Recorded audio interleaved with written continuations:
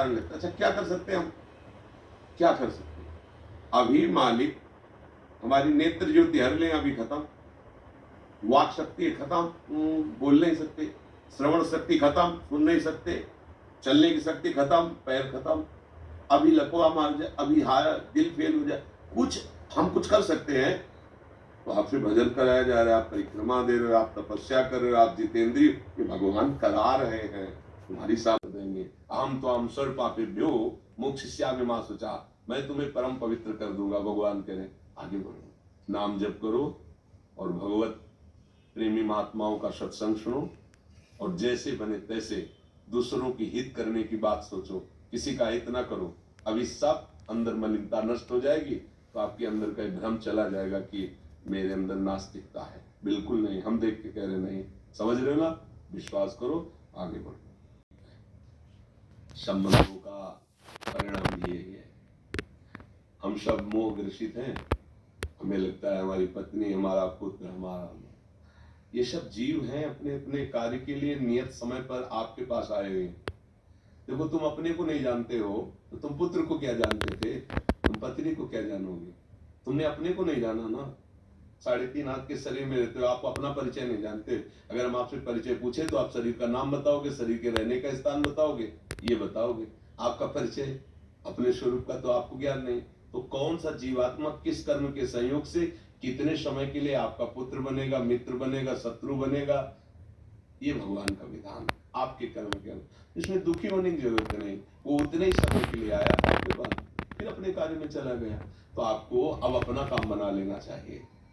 राधा राधा राधा, इसी से काम बनना। किसी बिल्कुल निशाने पे है, हम सब निशाने पे है। वो कभी भी जहां संकेत हुआ प्रभु का कि आयु खत्म, कोई भी घटना रूप लग सकता है और आपको नष्ट कर देगा, हमको नष्ट कर देगा। हम सब काल के निशाने में, जैसी थरिवंश प्रपंच बंच सब, ये काल ब्याल को खायो, ये जिए जान श्याम श्यामा पद कमल संग सिर लायो। बस श्याम श्यामा का भजन कर लो, जितनी श्वासें बनी तो तुम निर्भय हो जाओ, तुम्हें भय नहीं लगेगा।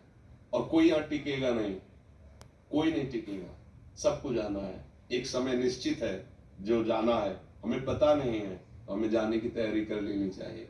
वहां जाने की एक ही तैयारी, राधा राधा राधा राधा। परम धन है ये, किसी लोकांतर में कभी छिनेगा नहीं, नष्ट नहीं होगा, चोर चुराएगा नहीं, और यही हमारे साथ जाएगा। यहाँ जो कुछ है सब छूट जाएगा। तो इतना शोक न करो, थोड़ा मोह के कारण शोक तो होता है, पर सबको जाना है तो भाई यहाँ जाना ही है, इसका नाम ही मृत्यु लोक है। भजन कर लो जिससे ये शोक मिट जाए, जिससे भय मिट जाए। सबको समझना चाहिए, माता बहनों सबको समझना चाहिए। हमारे पति को 7 बजे जाना है, अब उनको लग रहा है हम पूरी से ठाकुर सेवा में बैठे हैं, और उसको ऑफिस में अपना टिफिन भी लेके जाना है, चाय भी नाश्ता करना है। बिल्कुल ठाकुर सेवा मत करो, बात हमारी समझो। पति में भगवान की भावना करो, पहले रसोई बनाओ, ठाकुर के लिए निकाल के रख दिया, पति का टिफिन लगाओ, उसको पवाओ, तैयार करो, और जब वो चला जाए तो उसमें भी ठाकुर है। लकड़ी के मंदिर में ठाकुर है, पाषाण के मंदिर में ठाकुर है, तो चैतन्य मंदिर में ठाकुर नहीं है। अब पति वहां भूखा रहे, वो जले कि यार ये पूजा में बैठी, चाय के लिए भी नहीं पूछा, तो हमें तो लगता है कि अभी सही समझ नहीं है। 8 पहर सेवा करना है हम लोगों को, क्योंकि हमारे पास दूसरा काम नहीं है। आप लोगों के पास गृहस्थी के बहुत से कार्य हैं, आपको चाहिए ठाकुर सेवा छोटे में निपटाओ, और सबकी सेवा की भावना से जो जो कर्तव्य कर्म है वो श्री जी के लिए ही कर रहे हैं, ऐसी भावना से खूब नाम जप करो। और जब खाली समय हो तो टीवी, पेपर, ताश, इधर उधर के प्रपंच, उसमें न लगा के फिर ठाकुर सेवा करो। जब समय मिल जाए, जब समय मिल जाए, 8 बजे रात के समय में अपने घर के ठाकुर है, 8 बजे रात को बैठ के उनको दुलार की, आरती की, हाथ जोड़ा, प्रभु आपने, बहुत प्रसन्न हो जाएंगे। हमारी बात समझना। छोटा सा बच्चा है, अब रो रहा है, वो भूख लगी, बोले रुको पहले ठाकुर सेवा, नहीं वो ठाकुर है, उसे नहलाओ धुलाओ, उसको थोड़ा भोग लगाओ, पवाओ, बैठो, आओ हमारे पास बैठो, फिर ठाकुर जी प्रसन्न हो जाएंगे। ठाकुर जी समझो हमारी बात। अब ठाकुर जी को केवल मूर्ति का मान लिया और ठाकुर जी को नहीं माना तो मतलब पूजा अधूरी है, अभी समझ ठीक नहीं है। तो इसमें कोई समस्या तो नहीं है कोई समस्या? हाँ, गृहस्थ में है, माता पिता वयो वृद्धों को भगवान का स्वरूप मानकर उनका आदर करें। बड़ा क्रूर स्वभाव होता जा रहा है। नवयुवक जन है अपने वृद्ध माता पिता को कट वचन बोलते हैं, यहाँ तक कि उनके ऊपर हाथ भी छोड़ देते हैं, मारने पीटने तक पर। सोचो तुम्हारी गति क्या होगी। जो भगवत स्वरूप माता पिता जिनकी चरण आराधना करने पर भगवान की प्राप्ति हो जाती। पुंडरीक जी ने अपने माता पिता की आराधना की तो भगवान विठ्ठल उनको दर्शन देने बिना चाहे आ गए। ऐसे पूज्यवर जो हमारे गुरुजन हैं माता पिता, यदि हम उनका अपमान करेंगे, उनको गाली देंगे तो हम जरा मरण मोक्षाय मार्ग पर चल पाएंगे?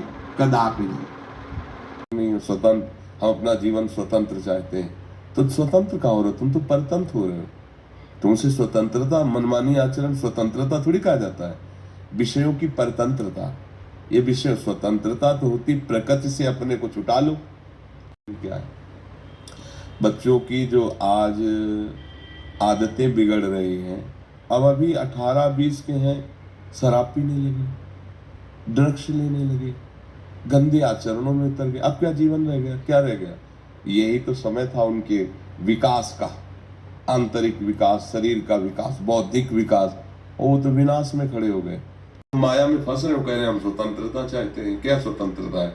माता पिता की शासन वृत्ति ही पुत्र को दुर्गुणों से हटाती है। वो माता पिता प्रथम गुरु हैं हमारे, उन्हीं के दिए हुए संस्कारों से हम आगे बढ़ते हैं। माता पिता के प्रति कभी भी अपमान वृत्ति नहीं आनी चाहिए। वो भले हमारे प्रति जो भी व्यवहार कर रहे हैं, हमारे माता पिता हैं, उनके प्रति पहली पूज्य बुद्धि होनी चाहिए। हमारे भगवान के समान है, हमारे गुरु के समान है, हम उनका आदर करें। उनके द्वारा दिया हुआ दंड पुत्र के मंगल विधान के लिए होता है।